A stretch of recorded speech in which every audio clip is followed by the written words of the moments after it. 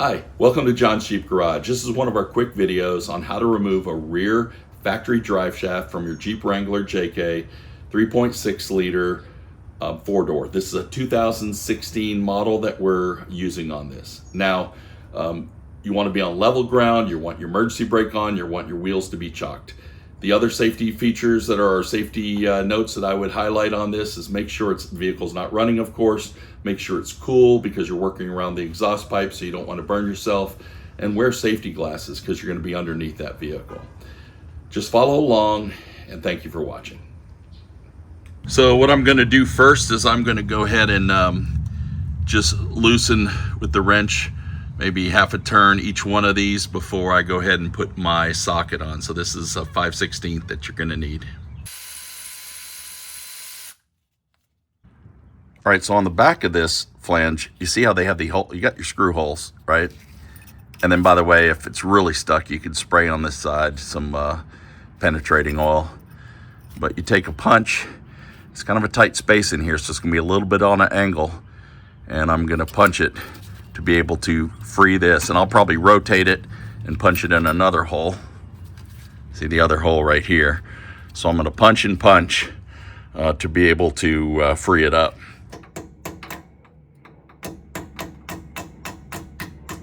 Okay, once you know it's loose all the way around, and again, like I said, if you have two people, someone can hold this for you, but be careful because it will drop. I have the other end suspended, but if you're doing this with somebody, they can hold it up.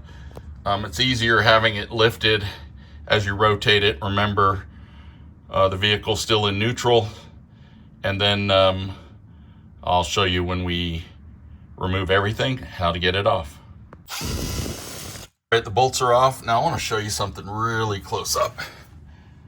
Do you see that little slot right there? Is that you go ahead and you take a punch and you punch it out that way, but you hit it to try to knock this out, and you rotate it and you hit it.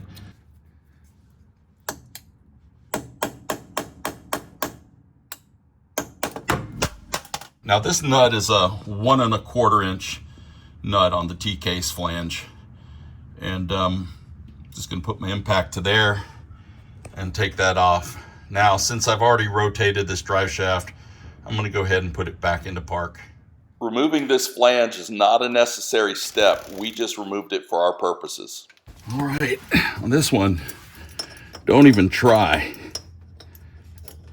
to beat this one. You're gonna feel really silly when you realize your effort will go without any result. So I put my puller on here.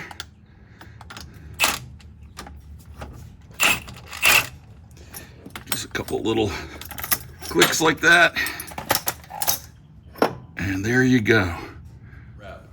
Notice that we did take the transfer case yoke off of the transfer case. And the reason we did that, we wanted to show you that option because we're going to be upgrading to a Adams drive shaft, so we needed to remove it anyway. This may or may not be something you need to do, so hopefully that step gave you some more information. Again, thank you for watching. And if this video helped, please like and subscribe to our channel. You'll see another video on our channel on how to remove the factory front drive shaft on the same Jeep Wrangler. Thank you.